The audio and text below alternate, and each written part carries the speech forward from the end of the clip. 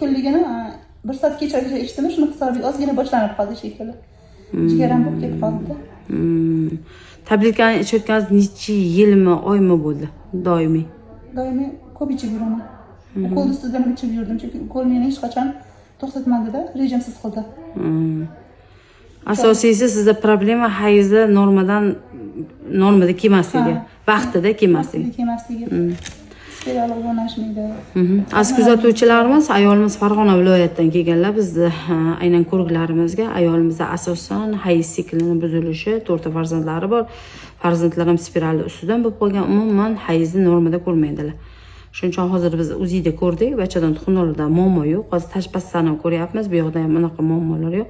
Ayolimizning asosiy problemalari hayzni normada ko'rmasligi. Buning uchun biz hozir o'zim holatlarini inobatga olgan holda Merina spiralini taklif qilmoqchiman. Sababi aynan